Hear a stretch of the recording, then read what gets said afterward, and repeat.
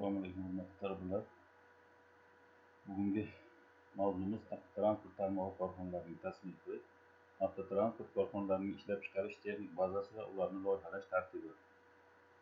Mavzumuz 3 ta rejadan iborat. Birinchisi avtotransport tarmog'i korxonalarining tasnifi, ikkinchisi avtotransport korxonalarining ishlab chiqarish texnik bazasi, uchinchisi avtotransport korxonalarini loyihalash tartibi.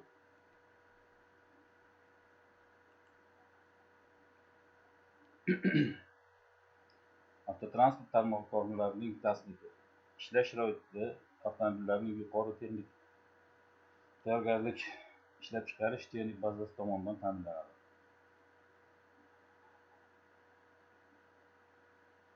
Avtomobillar texnik tayyorgarligini va ulardan samarali foydalanishni ta'minlaydigan korxonalar majmuiga avtotransport tarmog'i korxonalari deyiladi. Hozirgi kunda ularning turlari ko'p va yangilari shakllanib bormoqda. Avtotransport tarmog'i korxonalarining turlari ko'p bo'lgani uchun ularni tasnifi adabiyotlarda turlicha keltiriladi. Ularning tahlili asosida quyidagi tasnifni keltirish mumkin.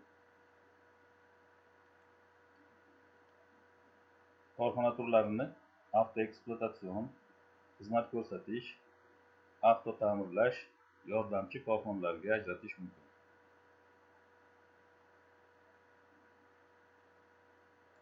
Avtotransport tarmog'i korxonalari ichida ishlab chiqarish texnik bazasiga sarflangan moddiy mablag'lar salmog'i bo'yicha avtoekspluatatsion korxonalar birinchi o'rinda turadi. Avtoekspluatatsion korxonalar avtomobillarning ekspluatatsiya qilinishini ta'minlaydi va quyidagi vazifalarni bajaradi. Bajaradigan funksiyasiga ko'ra kompleks kooperatsiyalashgan. Avtomobillar soniga ko'ra avtotransport korxonalari, avtokombinatlar, ishlab chiqarish bazalari. Avtomobillar turiga ko'ra yuk, avtobus, yengil avtomobillar, aralash, maxsus. Mulkiy taqsimlanishiga ko'ra davlat, hissadorlik, xususiy.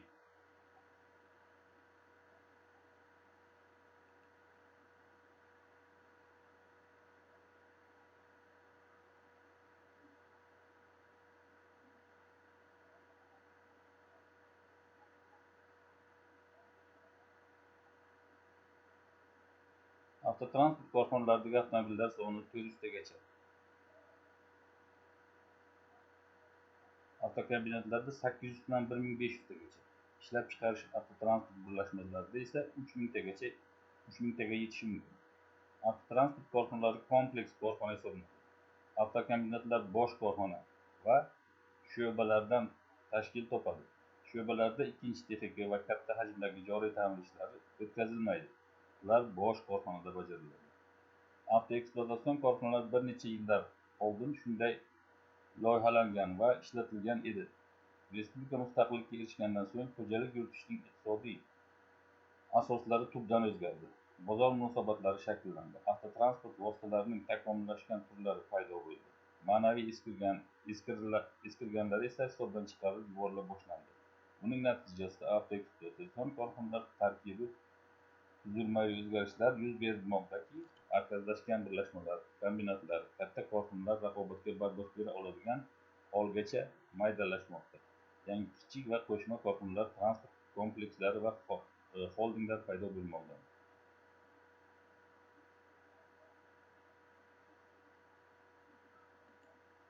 Xizmat ko'rsatish korxonalari quyidagilarga bo'linadi. Avtomobillarga xizmat ko'rsatuvchi korxonalar, yo'lovchilarga xizmat ko'rsatuvchi korxonalar, yuklarga xizmat ko'rsatuvchi korxonalar, aholiga xizmat ko'rsatuvchi korxonalar va sayyohlarga xizmat ko'rsatuvchi korxonalar.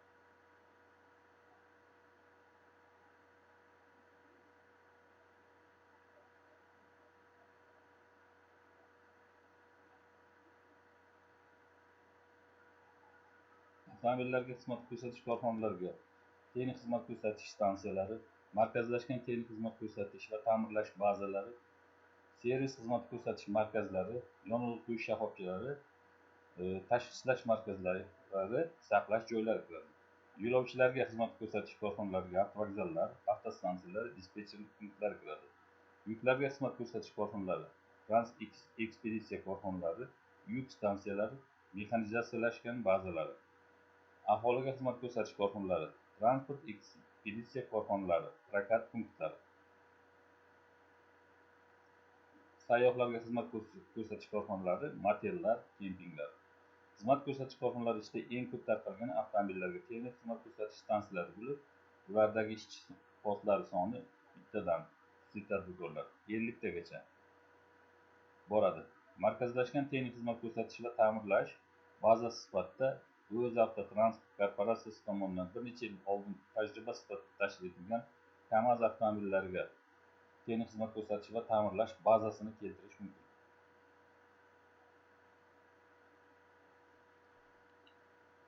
Avtota'mirlash korxonalari avtomobillarni ta'mirlash zavodlariga, agregatlarni ta'mirlash zavodlariga, detal va uzellarni ta'mirlash ustaxonalariga bo'linadi.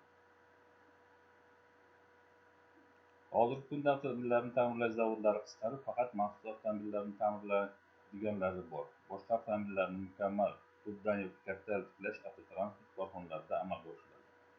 Maxsus ustaxonalarda ta'minot tizimi agregatlari, yoqilg'i nasoslari, forsunkalari, injektorlar, karbyuratorlar va boshqalar, dvigatelning silindrlar blogi va tirsakli vali ta'mirlanmoqda.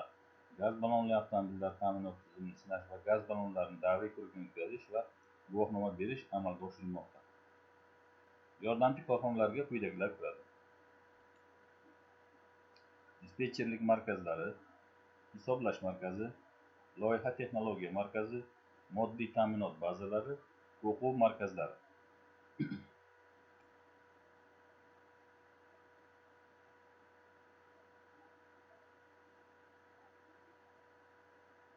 Avtotransport korxonalarining ishlab chiqarish texnik bazasi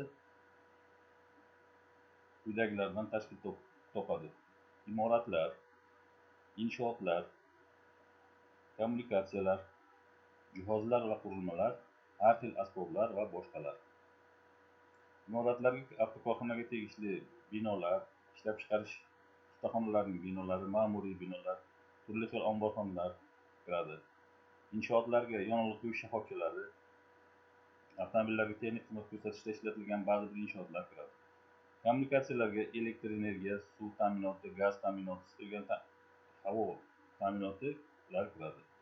Jihoz va qurilmalar ustaxonalarda mavjud bo'lgan avtomobillarni texnik xizmat ko'rsatish va ta'mirlashda ishlatiladigan jihozlar, masalan, ko'targichlar, donkratlar, turli xil preslar va hokazo jihozlar kiradi. Har xil asbob va boshqalarga o'lchov asboblari, binolarni ta'mirlash uchun ishlatiladigan asboblar kiradi. Mana bular hammasi ishlab chiqarish texnik bazani tashkil etadi. ATKlarning asosiy ishlab chiqarish fondini avtomobillar sotib olishga va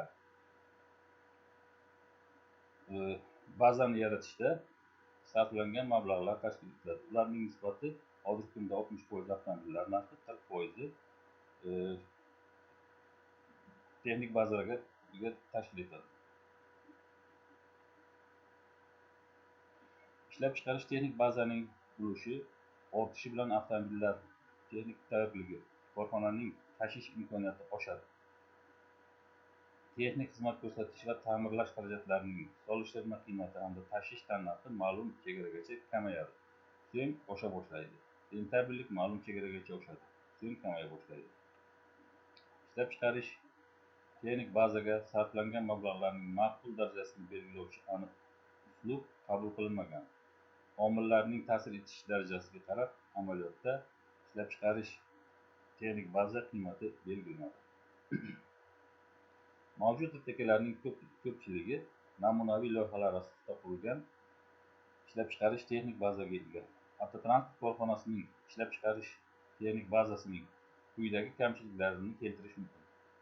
Qurilgan ATKlar yangi avtomobillar parametrlariga to'g'ri kelmaydi. Gaz ballonli avtomobillarni ishlatish talablariga javob bermaydi. Texnologik jihozlar bilan ta'minlanganlik darajasi yetarli emas. Ilmiy texnik yangiliklar, texnik xizmat va joriy ta'mir jarayonida yetarlicha tatbiq etilmaydi. Ishlab chiqarishni boshqarish, ishchi o'rinlarini va ishlab chiqarish ishlarini mehnatini tashkil qilish past saviyada. Ishchilarga madaniy, maishiy, tibbiy xizmat ko'rsatish yetarli emas. Ishlab chiqarish atrof-muhitga salbiy ta'sir etadi.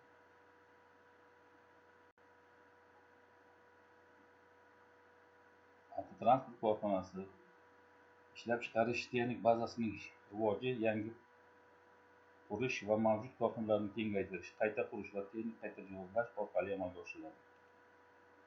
Loyiha asosida yangi maydonga korxona barpo qilinishi yangi qurilish hisoblanadi. Mavjud ATKning filiali qurilishi, texnik xizmat ko'rsatish va joriy ta'mirlash uchun mavjud bino va inshootlarning kengaytirilishi yoki yangi qurilishi, shuningdek mavjud binoga qo'shimcha xonalar qo'shib qurilishi korxonani kengaytirish deyiladi.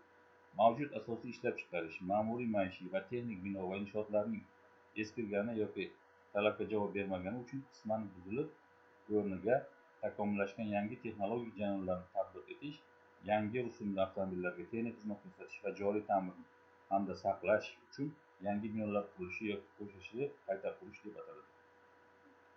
Ilg'or texnologik jarayonlarni, jihozlarni ishlab chiqarishni mexanizatsiyalashtirish va avtomatlashtirish majburiy vositalarini, elektron hisoblash texnikalarini tatbiq etish natijasida ishlab chiqarish texnik bazaning samaradorligini oshirish korxonani texnik qayta jihozlash deyiladi. Uchinchi rejamiz avtotransport korxonalarini loyihalash tartibi.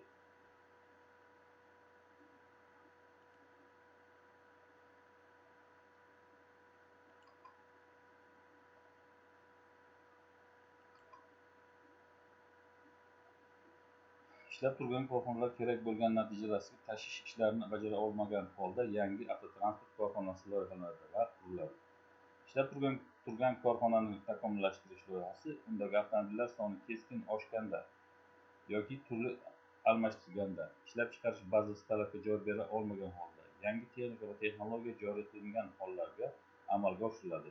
Aksincha, ishlab chiqarish texnik bazadan samarali foydalanish maqsadida raqobatga bardosh berolmaydigan ishlab chiqarish birlashmalari, avtokombinatlar, katta avtokorxonalar uchun qayta qurish loyihalari amalga oshirilishi mumkin. Avtotransport korxonasi loyihasi mukammal qurilish bo'yicha qo'yiladigan barcha zamonaviy talablarga javob berishi kerak.